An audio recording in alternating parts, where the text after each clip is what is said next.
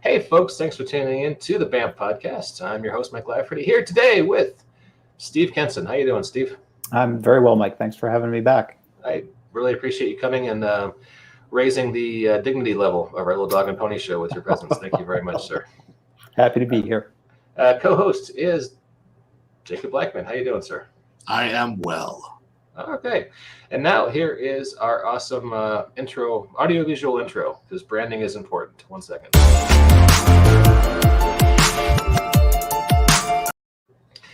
Yeah, every time it reminds me of a Fox Network hour-long drama from the 90s starring like Steve Guttenberg.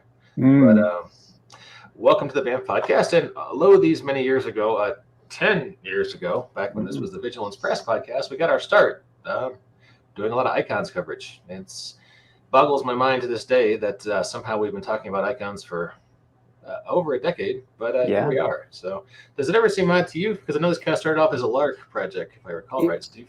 It really does.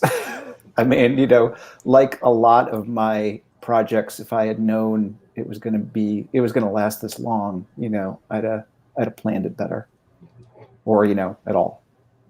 Well, it has gone pretty well. We're here, I guess we're 5 years into the Icons Assemble edition. Mm-hmm. Indeed. And there is that beautiful cover with Dan Houser art. Dan Houser might still be gracing us with his presence. We can hope. And hey, I see we have two folks in the audience. Thanks for checking us out. So what is the state of icons these days? What are you guys up to? What's the new stuff? What's the fun stuff?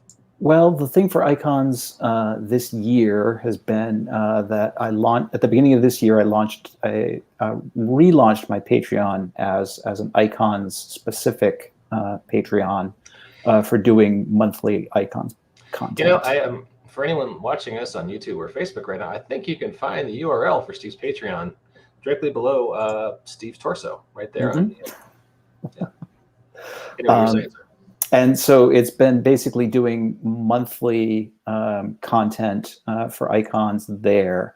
And it's been sort of a variety of different articles, from rules options and expansions and variants to bits of setting material, villain organizations or mini settings or the like.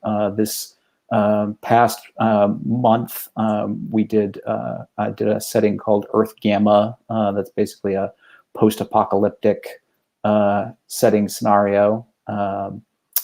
And so it usually ends up being about 10 pages of content a month, and as well as getting suggestions and feedback from the patrons and updating them with all the icons news and updates of our classic adventures, which I've been working on over the course of the year.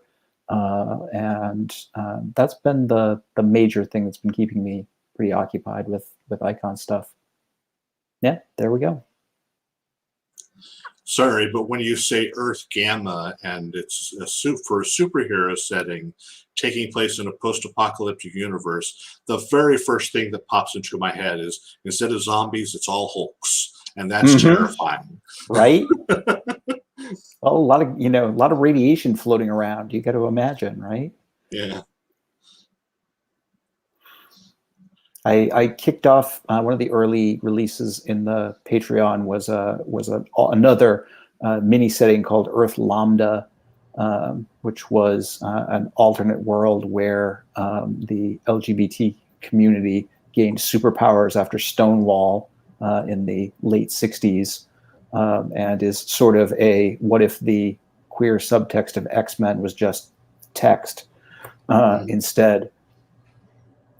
So I have, as folks may guess, a list of Greek alphabet alternate Earths stowed away that I'm slowly working my way through. Well, you are a busy man. I mean, there's icons. There's also various other freelance projects, and you work at Green Ronin. So yes, indeed. So Earth Gamma, obviously post-apocalyptic. What are the inspirations, and what's the general vibe here? So the big inspiration is a combination of the Commandy comics from Jack Kirby, and a lot of Thundar the Barbarian from Saturday Mornings, which of course was also conceptually designed by Kirby. So, hey, Dan Houser has entered the chat. How you doing, yeah. Dan? Hey everybody, how's it going? We were just showing off Just some of running a your little art. bit late. I don't know where. Yeah. Oh, thanks. Yeah. I gave Dan basically, a version of the Destroyed Skyline from the first edition of Gamma World, which was my very first RPG I ever played, and some notes on, basically like, do some characters that are like from Thundar. Yeah. Oh, yeah, that was fun. And of course, Dan, like totally nailed it. He sent me thank you. the art for this, and I was like, exactly that.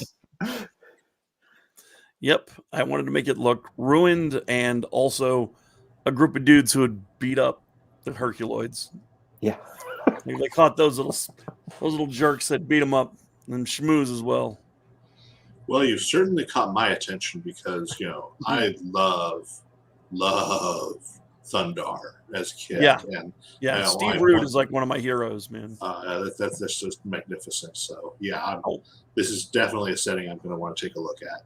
Yeah, indeed. Thomas Ryan in the comments says Demon Dogs, and frequent viewer commenter and whatnot. Sean Vera said hi in the comments too. He's looking forward to the future Earths. Oh, so, hey Sean, how's it going? Sean's great. It's always fun when we have audience participation. So doubt. this is cool.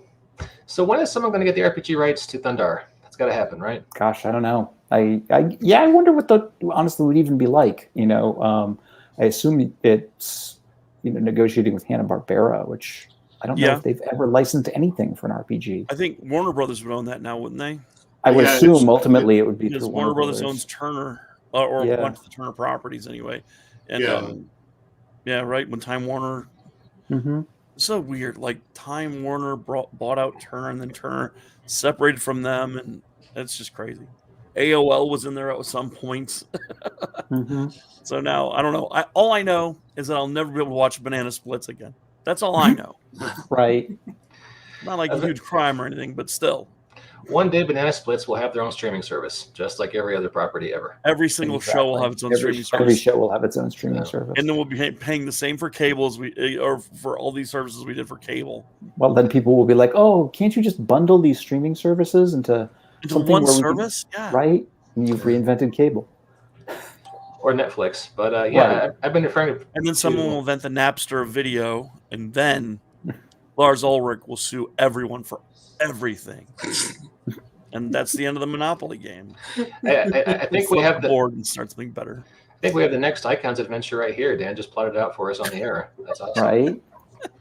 Speaking of adventures, Dan has done for Icons. Dan, yes, your last adventure, Stone of Shaitan.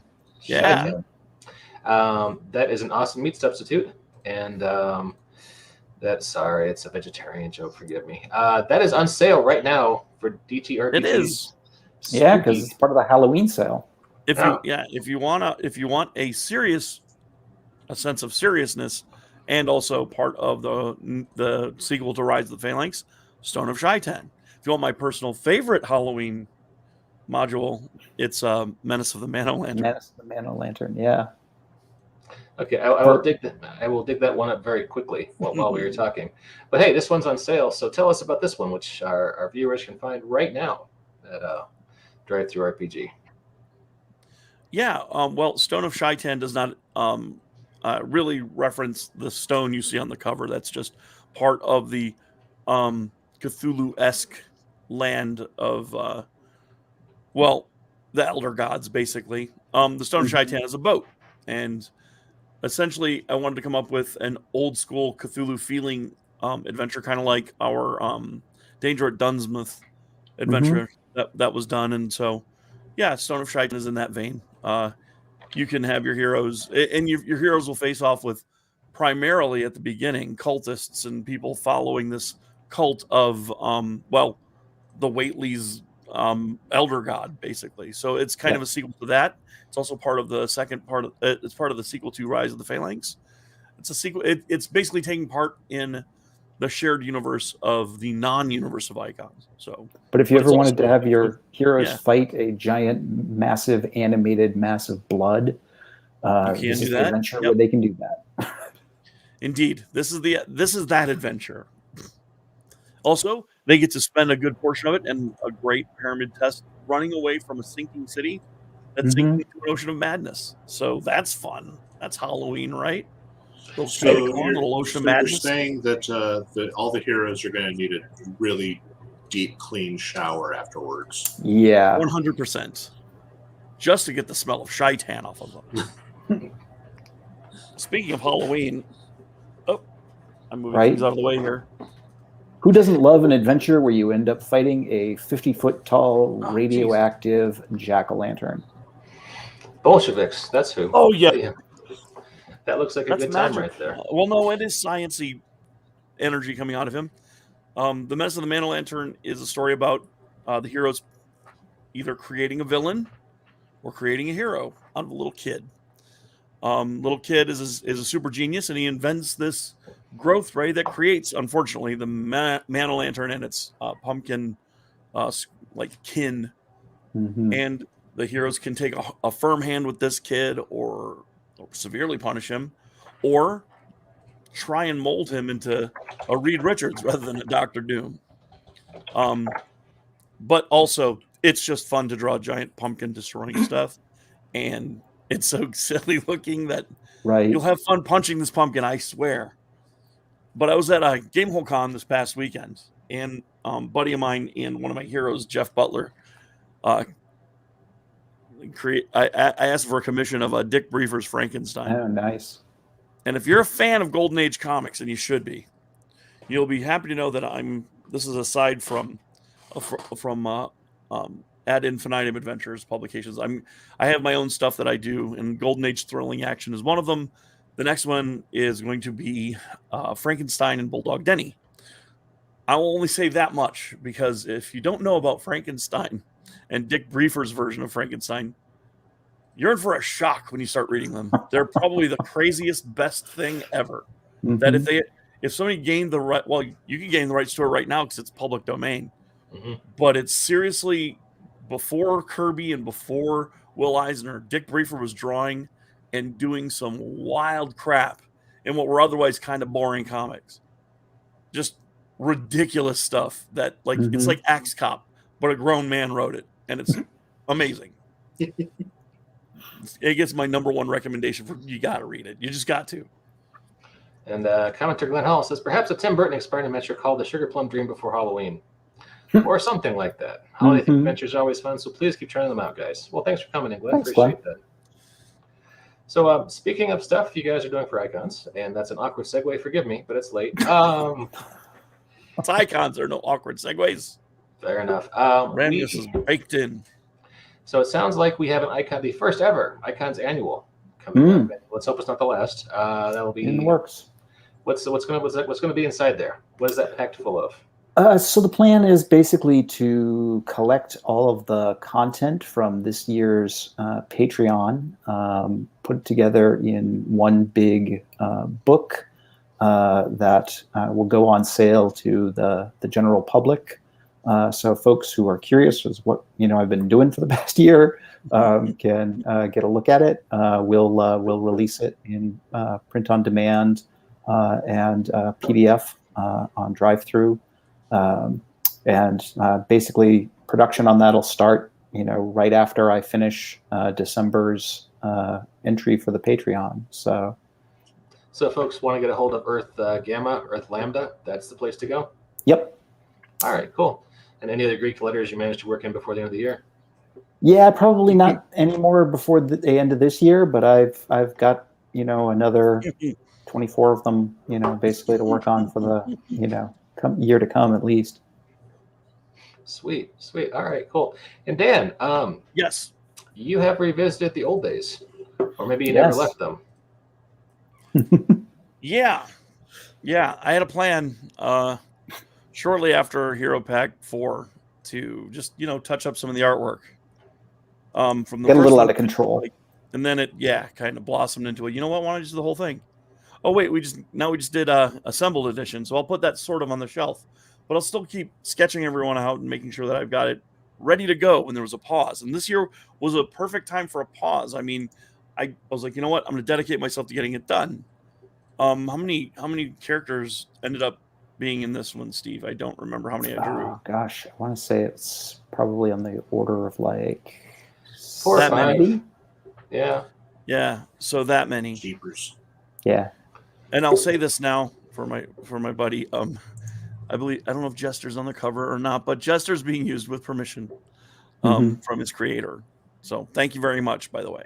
We really appreciate that.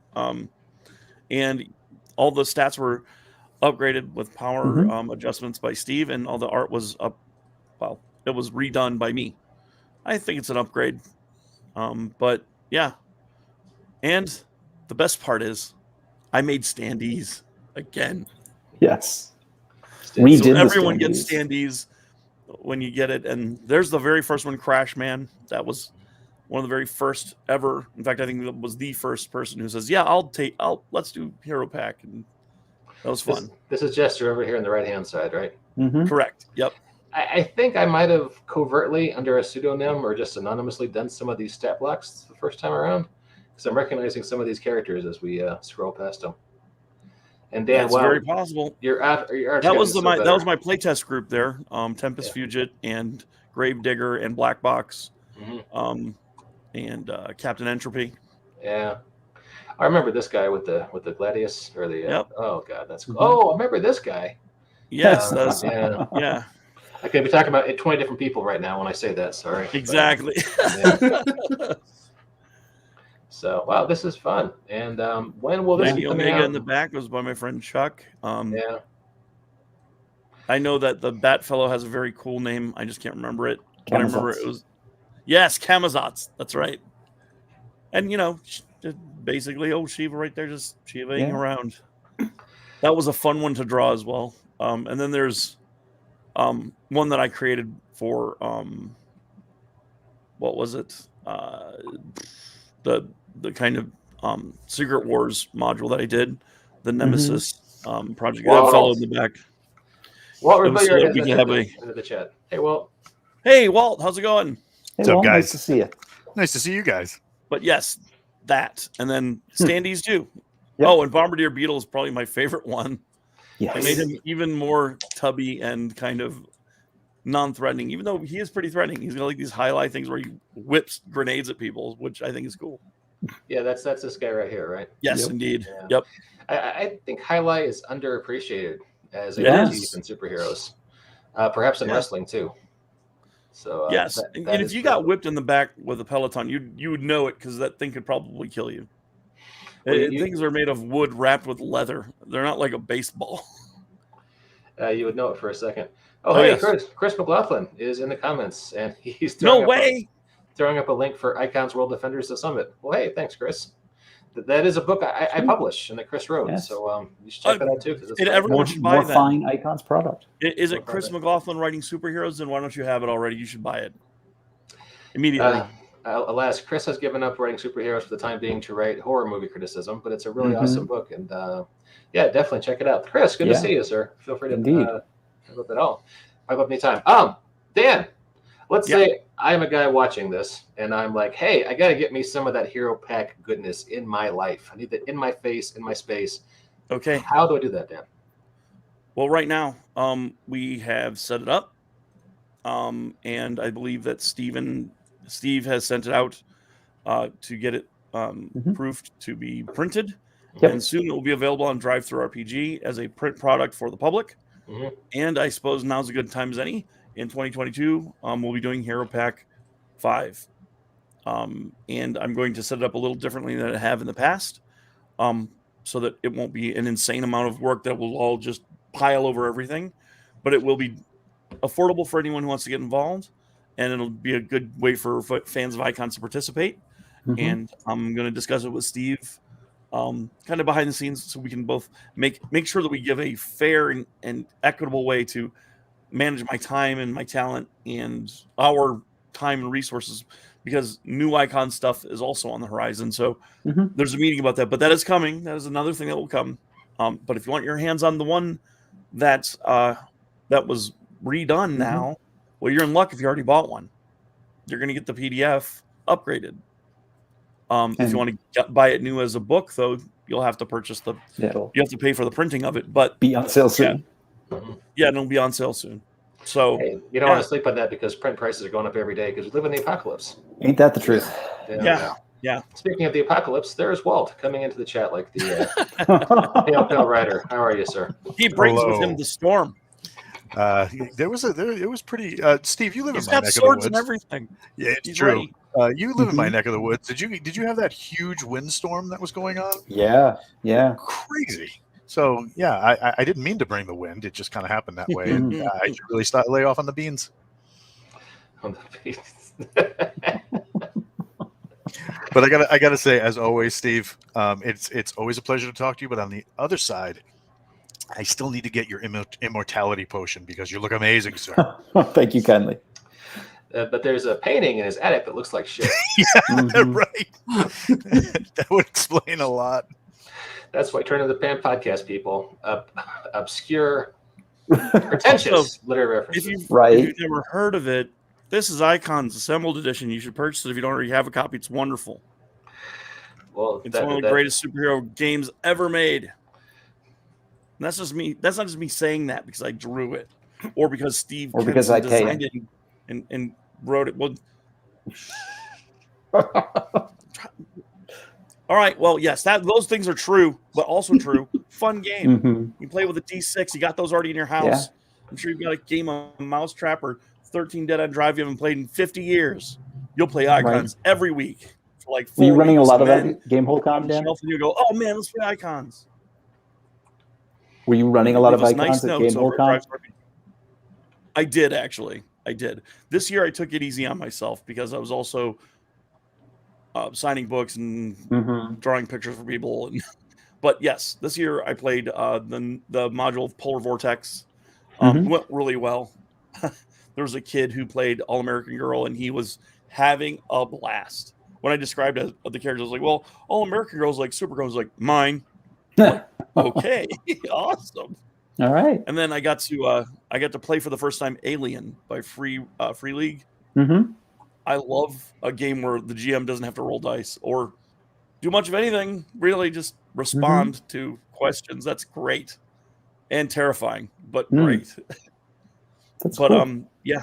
But yes, I got to play Icons, and I have this thing where I created these, and I was looking at my badges. I got all my con badges here, and I've got my Gen Con badge from like 2011, I think. Yeah. Where I made those little cards, and I keep them with me. I've got a little set of these cards that I made that I had an idea for a project for, and I use those whenever I want to go. They were like, "How's it play?" I'm like, "Well, come here, I'll show you real quick. Here, take this character, and now we're going to run a real quick thing." It was inspired by when Steve ran DC Adventures using what was an amazing like HeroClix setup. It was like a little city setup. I think it was that same year at Gen Con. And so I was like, man, I read a lot of demos at that Gen Con. Yeah, no, it was 2010 when you were running that, and I was like, man, I'm going to do something like that for Icons. And so I made little quick cards in the vein of Icons. I was like, well, you wouldn't really use miniatures because of how movement works, but the little cards thing, that's still happening. Cool. Yeah, I've got the layout. Now I've got the number of cards needed and the amount of art needed. Hero Pack was first. Then I'm finishing that module that we talked about. And then anything else new, I'm ready for. Cool. And speaking of new things, Thomas Ryan in the comments is asking, any plans for a Not Young Justice expansion? Well, I guess that depends on what that looks like. Kids, like a young. I was going to say, if it's just playing young heroes, we did that in Icons A to Z. Yep. Some of Origins. Yeah, there's definitely some stuff in Origins as well. You know, if it's just filing the serial numbers off of Young Justice and turning it into a adventure, no, there aren't any plans for that. Nope. Well, there are a lot of homage products, if you will. Sure. Well, I mean, all superhero games are homages to the comics in one form or another. Yeah. Oh, I should. Sean, people are pimping my products in the comments tonight. I didn't ask. Right? No, I swear. But I mean, it's not like I haven't written or done art for Fading Goat as well. I mean, come on. I mean, and it's not always comics that we homage. Didn't I homage whatever Doctor Whatever's Golden Bikini Machine? I did, didn't I? Like 60s mod superhero stuff. Are you asking me? That, are you asking me about an adventure that you wrote and illustrated, and you're asking me if it was a real No, thing I or plotted if you it, and I dreamed think you wrote it, Mike. Okay. All I know is that Mike Lafferty is a genius, and he knows good stuff when he sees it, and that's why he hires me occasionally. Well, I was going to say he clearly has excellent taste because he hires you. Yeah. No, well, occasionally, yes. If you can I'm talk to only my wife occasionally after this and convince her that would be awesome. So. Do you want me to clip that so that way you could like use it as your ringtone or something? Please don't. in these trying times, I need all the support I can get. You have an adventure collection for Icons. It's coming out soon, right, Steve? Yes, indeed. Tell us about this. So over the course of the year, I have been taking some of the old classic Icons adventures. I guess Icons has been around long enough that I can call its old adventures classic. And basically updating them to the trade dress and the minor rules tweaks of the assembled edition, and basically re-releasing the PDFs as updates for anybody who's previously bought the adventure. And then basically all the adventures I've worked on over the course of this year, I've collected together in a collection anthology called Evil Rising that's going to be released as a single PDF as well as a print-on-demand book. It's in proof right now. Wasn't Sidereal Schemes of Dr. Z, that wasn't available for public consumption? That was like an extra for the backers, right? The very first edition. No, I think Sidereal Schemes was also on sale. Oh, okay. I was thinking it was one of those things we added on, kind of like the standees. I don't know. It was just so weird. Like that the first edition, so much of it, I'm like, I kind of remember like what we did as extras and I'm trying to remember what was not. I think Sidereal Schemes was originally something of an extra for the first edition. But it's been on sale for years. Since then. It's a great adventure too.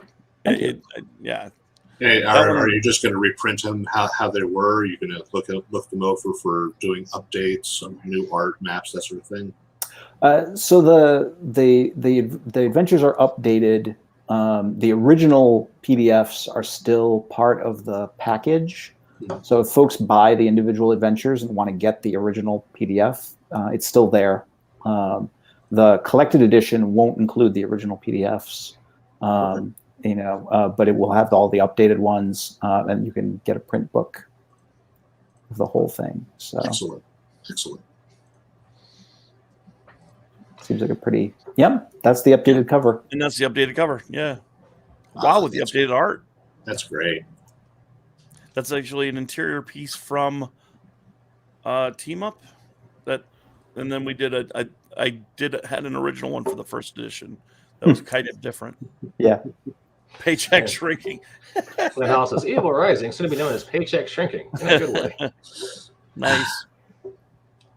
So, and Sean Vera weighs in as saying, as I own all the edited adventures, it's been a nice treat to get those updated adventures. The new trade dress is simple and so attractive. Looking forward to getting the printed books. So yeah, Sean is on the Icons Patreon, so he has been getting a look at all of these updated adventures as the other patrons have been getting a shot at, over the course of this year. So sweet. Yeah, it's been really inspiring to see everything you've done with the with Icons over the last decade. I just can't believe it's been that long. You and me both. Right. It's so this is the point of the Icons interviews where I usually ask you silly questions. So, like, what's next for Icons, Steve? After you've told me a half dozen things that you're doing, and I'm like, Netflix deal, finger puppets, scratch and sniff Snickers. Where are we taking that? If Netflix is interested in watching, definitely drop me a line. But well, they have that new Super Crooks animated series coming out soon. Maybe they can talk to you about adapting some of your properties. They want an RPG license. they should I would- definitely get in touch. I think icons would definitely work as like a Harmon Quest style. Get a bunch of funny people together and make an icons game as an animated show. I think that would work. Mhm. Hmm. Yeah, I can see Yes. it. I think Blades in the But Dark. not like actors. Use famous, like funny gaming people. I don't know, guys Mhm. who are really good sense of humor and like black hair and Right? like have a really cool garage. People like that, down to earth people who do a really good George Lucas impression. I don't know, it's regular people, Is it somebody with kind of asymmetrical haircut and jet Could black? be. It could Yeah. be that. I It's don't know possible. that they would be ready for that kind of an avant-garde show, but I mean, it could work. I think. We definitely need the animation team from like Lower Decks. Yeah, right. Yes. Which is such a good show. Anytime by the someone way. else draws Saguaro, I'm so very happy. Like when D-Mac drew it, I Yeah. was super stoked. I lost my mind. It was pretty cool. Jeff Butler drew it just because he saw it and liked it. That was Mhm. funny and awesome. He's like, "Here, check this out." I'm like, "Oh my god, yeah, there it is." Yeah. Yeah. Yeah, magnificent. That is a thing of beauty for all time. So Yep. well, Blades in the Dark has a development deal. Yeah, that's Whether my or not- understanding. Whether or not that's coming soon to a screen near us is hard to say, but yeah, it could happen. Oh yeah. So, all right. Well, hey, like I said, that's the stupid question I ask Steve every time he's on talk about icons, and I just feel obligated to work it in. Anyway, Walt, you've been a little quiet, sir, which is not usually your bent. Any questions, comments, remarks? No, I actually enjoy these gentlemen quite a bit, and the only thing I would ask is how's the interaction over at Patreon? How's that going for you guys? It's pretty good. I mean, honestly, I don't know how other Patreons go as far as that goes, but the Icons Patreon is actually a relatively quiet one. I don't get a whole lot of. I get some, I get a few comments from patrons from time to time, and I try to put out the occasional poll or the like to get a sense of if I'm like trying to pick, hey, which of these three things should I do next, sort of a thing, to get some feedback to see what people are most interested in seeing. And we do I've started hosting the Secret Origin Saturdays That's for cool. Icons over on Patreon, where we just roll up a random Icons character and I throw it open to anyone who wants to comment on what they think the character's like name and background should be. But yeah, it's a pretty quiet bunch for the most part. They just seem to be enjoying their Icons content, and I'm happy to be bringing it to them. It's usually I do a monthly release for Icons. I do a monthly update for the upper tier patrons, basically about what's going on with me and what I'm working on right now. We do Secret Origin Saturdays every week, and everything else is just sort of random news updates, or if I'm like the other day, I had a idea about the growth power that I was like, hey, what if I did this, sort of a thing, as a variant that I just threw out there for feedback and to see what people liked. Yeah, that's pretty cool. The level of engagement you can get with a Patreon is actually pretty tight. Do you ever get invited, like, excuse me, sir, would you like to play an Icons game online? Does that ever happen to you? Nope. Pretty much never. You would think that would be a thing all the time. Nope. Oh my God, that should happen. Steve has that New England friendly but slightly aloof persona. So I have been told. Yes, I have been told that I am somewhat unapproachable. What? I have never experienced this. Yeah, Yeah, I've that's never not- experienced that. It's not scanning. Well, yes, before I knew you. Yeah, probably I can see that. Like I said, but not now. No. You see, super nice guy. One of my favorite people in the world. So if somebody said that while I was there, I might punch him. I see that Slaps and Beans 2 has reached its goal in Kickstarter. Folks, if you don't know about Bud Spencer and Terrence Hill, I'm not shocked. But there's a movie called Or Else We'll Get Mad. and it's about two men and their dune buggy that they want really bad, and then they fist fight the mafia for it, and that's the story. If you ever wanted Double Dragon the movie, these guys have made Double Dragon the movie like 4 times, and it's always the same movie. Bluto and Trinity from My Name is Trinity fist fight a bunch of mobsters. I have yet to see one where it's different. Sometimes they're Miami Vice cops, and then they fist fight the mafia. In this one, they're 2 race car drivers, and they fist fight the mafia. Oh, they also joust on motorcycles. Oh, well, sure. Who doesn't? Yeah. Oh, man. And the song Dune Buggy by Oliver Onions, the greatest name for a band I've ever heard, is probably my favorite thing about that movie is the song, because you'll never get out of your brain, and the fact that these guys are the all-American action duo, but they don't speak a lick of English, and they're Italian. It's a complete fake American team of, like, it's Bud Spencer and Terrence Hill. Those aren't their names at all. And yeah, it's very like, this is what's in America, right? Like San Diego's, they play, for example, they play Madrid for San Diego, and it's like, none of this is San Diego, clearly. It's fantastic. They're great movies. Well, no, they're not. But they're entertaining movies because you'll be watching the whole time going, what the hell am I watching? Dan, if you were to stop, take a deep breath, look in the camera, and say "psych" right now, I would not be surprised. Because wow, that all sounds I'm like not messing with you.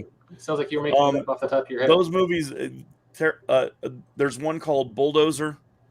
Bud Spencer looks like Bluto, and he plays that kind of a character in every single movie. So much so that in this movie, Or Else We'll Get Mad, when they meet each other, Terrence Hill and Bud Spencer, they just go, "Oh, you again," but they don't know each other. Like it's not written in the script that way. It's like a cartoon, and that's what makes it awesome and really weird. But it sounds like they have a very dedicated fan base. Me, I guess. Well, when you live in, my folks moved us to Germany when I was real little, and so there was like a matinee, and they would show Bud Spencer and Terrence Hill movies because they're ostensibly for kids. But it's like when you watch Pippi Longstocking, the Dutch version, you're like, okay, but this isn't for American kids, right? Like, this kid's smoking cigars and like punching monkeys. Like, this isn't, like, my mom would kill me if she knew I was watching this crazy movie. But it's like, something's up, but it's great. Like, it's out of control. They're all American Italian heroes. All right. So yeah, Slaps and Beans is the video game they made about them, and it's just as ridiculous. Well, you're Italian. You know what these guys? Personally, no, I haven't. I haven't met every single Italian. I'm working on it. Give it some time. Okay. I thought you guys went to the Olive Garden on weekends and went. No, okay. Yeah, these guys are. Hurt you. Sorry. Yeah, these guys are. There it is, Dr. Warp and his golden robots. See, you weren't. I love that cover. That wasn't a great? fever dream, man. That's a book we actually did. We did that book. Yeah, We did that book. I think I wrote. Not a dream, not an imaginary story. Yeah, Dan Actual Houser, book. Mike Lafferty. Oh, I just looked the publication date. That's not kind information. It's 2012. Yep. That's like That's year been out. one of Icons. That is what we refer to as a classic Icons adventure. I was going to say that. Yeah, Indeed. that's vintage. All that glitters is doom. It is now a copper seller in Drive-Thru RPG. All right. Which I It's think venerable. means it's You'll in- watch it skyrocket soon to Electrum. It's in one of the top 10% of products up there, and so I think I've That's nice. sold maybe 70 copies. So it's It's fun. It's one of those, like, the incredibly weird creatures who suddenly became zombies kind of thing. Yeah. Mm-hmm. Yeah. Well, I always wanted to have a book with Vincent Price on the cover, and now I do. So yeah. Indeed. Right. Yeah, Mike, you have a lot of Icons adventures from Fane and Goat. Have you ever thought about doing a compilation? I want a compilation of just the pie ads, man. You kept that going, and that makes me happy. For We just those did the who one, but yeah, I do faux snack cake ads in the back of some of my books, and I have done compilations of the Patreon funded adventures. We've got one more I'm working on very slowly, and when that comes out, that'll I don't know. That's a good idea. It's just time and resources, and get my layout guy to because I started working with a lot of you guys. I've worked with Jacob for 10 years, been working for Walt for 10 years. Aid Smith does my layout, and a lot of you guys became much more successful. And I'm not saying it's because of me. I'm not saying it's not. I am. I've said that on podcasts. I've said that in person. I let people know that if you hadn't told me to de-chumpify myself and post to N-World, a lot of things would have been different. A lot of things. So Mike Lafferty's my hero. I've said it before, and I'll say it again forever. Well, thanks, seriously, but man. I guess I don't mean to embarrass you, but seriously, I don't want to name names, but he will. In 2 weeks, maybe I will. Okay. But yeah, I mean, Jacob is way busy doing RPG art stuff full time. Walt is now working in the world of fiction full time. Yeah, super busy.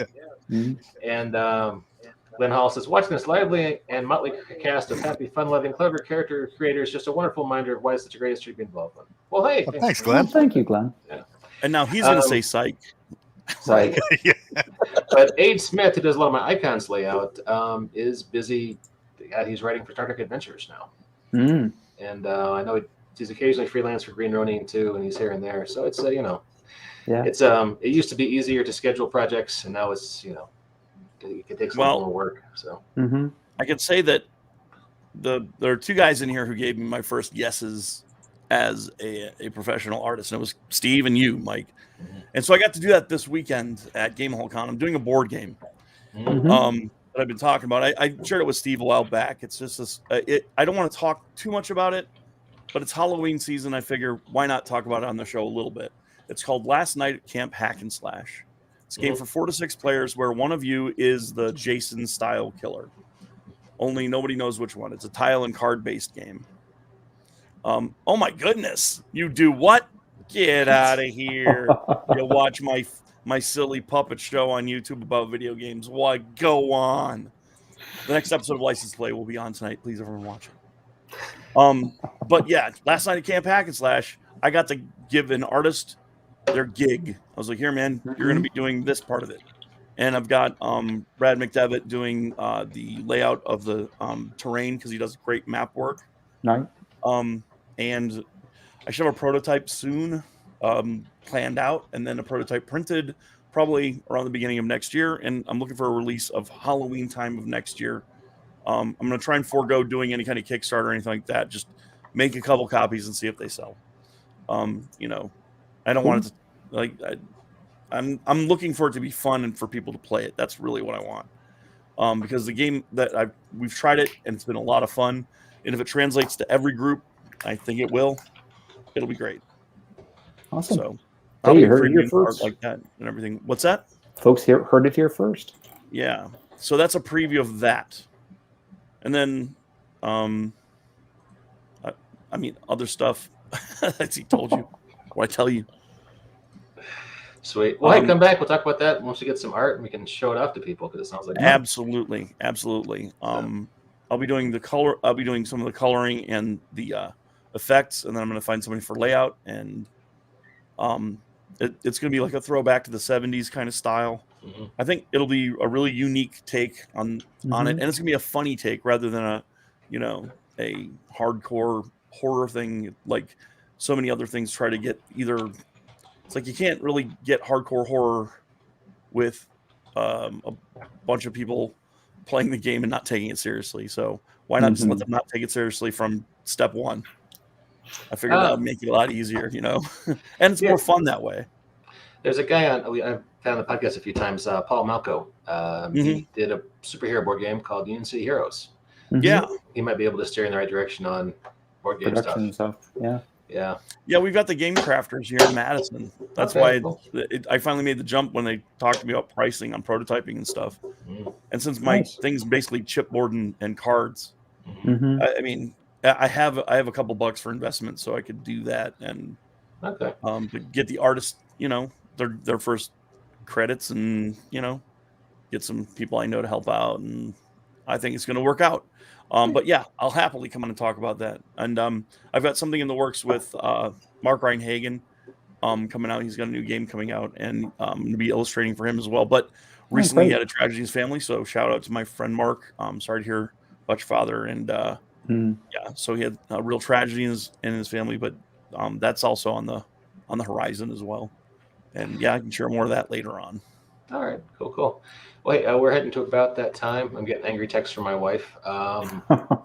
So, Jacob, you've been a little quiet tonight too, sir. Any last-minute questions, comments, witty asides? Well, I just want to put to rest anyone who's constantly complaining about not having enough adventures available for superhero RPGs. Just take a look at the plethora of adventures that are available for icons, but from these fine folks and from various different companies.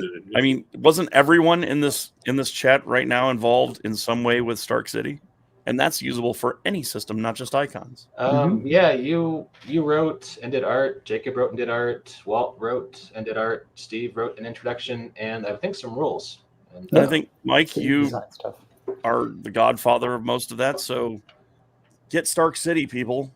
Oh, hey, hang on. Let me. And that too. Oh, wow. Get Stark City. Get some improbable tales. If you're looking for superhero adventures to run your superhero games, we've got them. Oh, wow. And it's even got Dr. Warp's adventure right there in the corner. Do that one. And a Martian adventure that I plotted out. Do that one too. It's fun. This has gotten so much and like amazing art. Look at that amazing art. Oh, it is great. Oh man, I love that adventure too. This book has gotten so much mileage. I mean, we send racist ass Flash Gordon back to Mars to get his comeuppance. I love it. There's that cover right there. Yeah. That's Where have the last 10 years go? Oh, well, I haven't even booked for them. So hey, there we go. Right? Yeah, Mike. That is. Oh man, Sean's has been a friend, loyal and true to icons. Indeed. Since the RPG.net board days, when I scribbled out my first Saguaro, said, "Hey, does he look like this, Steve?" Yeah. Yes. You might not realize it, but RPG.net is still around. I know this. That is what I've heard. Yeah. It is a quagmire. If I walk in there, I'll never leave because they are always talking about stuff that I will jump into and talk about. I'll leave you with this, though, because of the pie ads thing. Mm-hmm. My friend and I were having a discussion about those who would win battles, those comic book battles. Mm-hmm. And there's this one channel on YouTube that does them, but uses all continuity. Everything that's ever been in a comic about Superman to basically say Superman always wins. And then I said, nope, Batman would win every time if you're using all of comics. And my friend goes, how? And I'm like, Batman's immune to the power of the hostess Twinkie. Superman is not. Batman never partakes in the pies. He throws them, but he goes, no, Robin, I don't want those. Robin does. The Joker does. Superman does. Oh, these pies have great fruit filling. Batman, too grim, won't eat the pie. Throws a couple pies at Superman, he's paralyzed forever. And then he does whatever he's going to do, hit him with a toilet or whatever Zack Snyder writes. But the pies are the key. They beat the Hulk. The Hulk will settle down for those pies. He punches through dimensions. He can beat up metaphors, apparently. What have you unleashed with those pie ads, Mike? Those snack ads, man. I'm telling you. I've still got one that I'm holding on to. That I just that's the key. That's the key. Yeah, it was standees and the pie ads, I think. Because Steve told me not to do the stupid thing that I was going to do for the Villainomicon. He's like, yeah, there's a difference between homage and fromage, and that's all I needed to know. It's like, oh, you're right. So I stopped with that nonsense. It was the greatest thing Steve ever wrote to me. There's a line. And maybe Size Queen's Humongous Holiday Adventure approaches that line and stomps all over it. Yeah, maybe. Possibly. But come on. Is Gumdrop not a great villain? Still a pretty great adventure, though. And it is a very great adventure. Not Halloween related, but it is holiday related. So there you go. See this? Ninjas. Yeah, I mean, I think Walt and I brainstormed this, and then Jacob drew it. And Jacob, you're just killing it, man. You're just killing it. It's awesome. Yeah. Okay. Hey, thanks to I've been told I wrap these things up too quickly. Steve, do you have any closing thoughts? I just, if folks are interested in knowing what's going on with icons these days, check out the Patreon. Keep an eye on DriveThruRPG and my website, stevekenson.com, for news and updates. We've got several new products that are in production right now, so you should be seeing things soon. And thanks for everybody for it's been 10 years of folks supporting icons, so here's to another 10. Absolutely. Oh, hello. Mike's gonna get thunder humped by This his is my cat, cat. Angry Tex. Angry Tex shows up when my wife's angry. And I got a URL if you're quick. You can grab that Yes, from dude. Sean Vera, looking at all the original Hostess ads. So Nice. I can't find the Killer Game Master ad that we did, but I've improved upon him as well. If you guys seen Jailbreak, we Yeah. redid the cover for It's Jailbreak. included in Evil Rising. And then, I even tweeted Jim Rash to let him know. Basically, this villain is just you, dude. From it's Jim Rash, but he's a villain from Community, the dean. Mm-hmm. he was a I'm the main killer dean GM, and I'll destroy you. Also, I think he has an Oscar for screenwriting for that one George Clooney in Hawaii movie, but I could be wrong. So, anyway, phenomenal. All right, I'll officially end the show by playing the horrible audiovisual outro. Hang on one second. All right. Ooh.